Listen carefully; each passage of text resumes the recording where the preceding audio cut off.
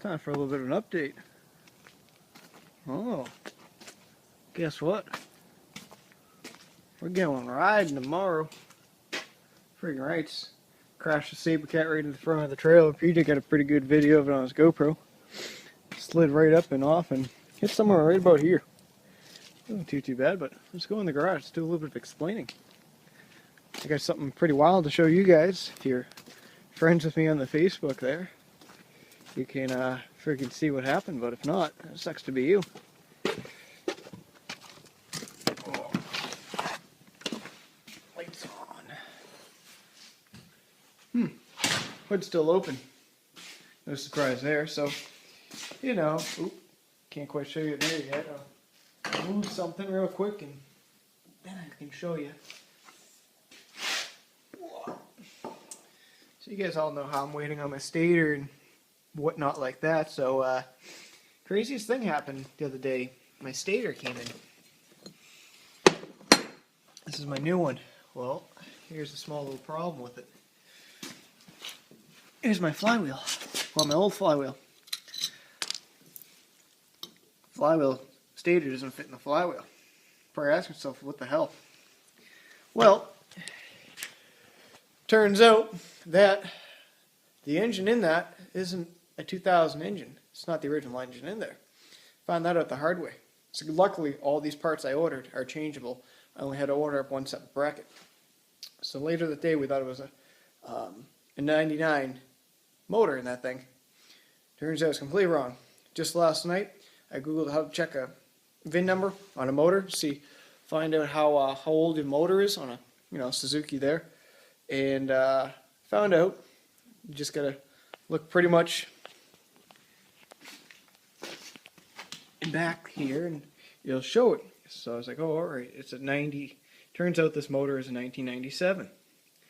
So I was like, alright, and as while I was in there, I noticed, while I'm in here, I might as well, go around, check some of the nuts and bolts, make sure they're all in contact, and these two were a little bit loose, and that one was tight, and the other one was tight. So I come on over to this side here, nuts and bolts mountain, ladies and gentlemen, and I noticed something. There's a missing motor mount right there.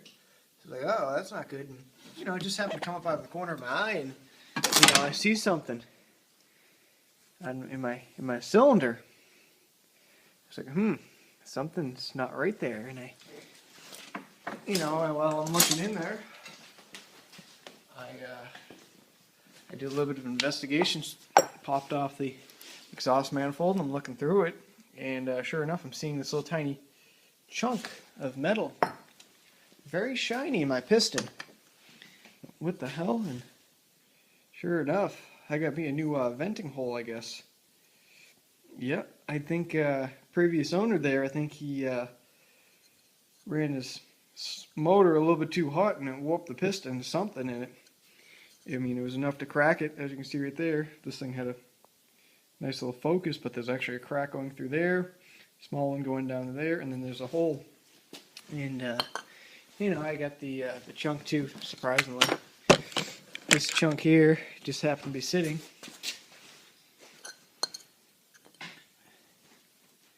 Just like this. Oop, where did it go? Like this, actually. Oop. Come on. Something like that. And that's the piece that I saw. I saw it nice and shiny. I was like, well, that's not right. My uncle keeps on telling me, oh, no, it's just that piece right there, I'm like, no, something ain't right. And sure enough, he says, all right, well, if you want, pull the cylinder head off. Pull the cylinder head off, drain all the coolant, pull the block off there, and sure enough, lo and behold, as I pull it off, this little piece falls right on my hand. Couldn't believe it. So I had to order up a new piston for it. Had to order up new gaskets for it, new rings. We got to figure out something we're going to do with the cylinder. Cylinder's not too bad. It scored pretty heavy in this one area here. Let's see if I can show you. It's right here. Kind of sort of deep there. And the same right there. So we obviously got to own it out. If not, then we're just going to do our best to own it out, I guess. So it wasn't the prettiest thing. So luckily I found a brand new piston rings assembly on eBay for 26 bucks. It's a Kimpex, but won it at auction. And I also had to order up the needle bearings for it, the gaskets, and oh yeah, I got to order up a motor mount for it. And we finally were able to save the head gaskets. These are actually the head gaskets. If you don't know what a snowmobile head gasket looks like, it's pretty much just an O-ring. There's two of them, and this is actually the bottom gasket here. So, wasn't the prettiest thing. Wasn't quite expecting to find this in my damn freaking snowmobile. So, whatever. It sucks. I've blown about 300 bucks on the sled just within this week here, and it hasn't even moved. It hasn't even driven more than a mile.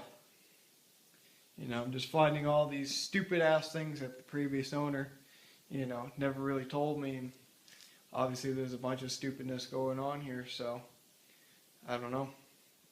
$800 sled,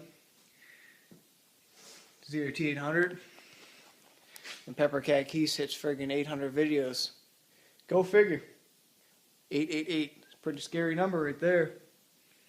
And by the time I'm done, very ironically, by the time I'm putting all these parts and stuff in here, I'm going to be even exactly $800 in parts. How ironic is that? Like, how does that friggin' work? Go figure. I just thought that was pretty funny. Thought I should share that with you. 800 snowmobile, 800 videos, paid $800 for it, and I'm going to be $800 in parts on it. Go friggin' figure. Scary, ain't it? Very scary. Oh yeah. Anyway, we'll get some riding videos for you guys tomorrow. I got the GoPro all set up and different things like that. So we'll probably talk to you guys maybe Monday, if not Sunday. And hopefully you all have a good weekend. See you. Oh yeah, I'm freaking going riding. I'm going to blow up my own sled this time. Fuck this.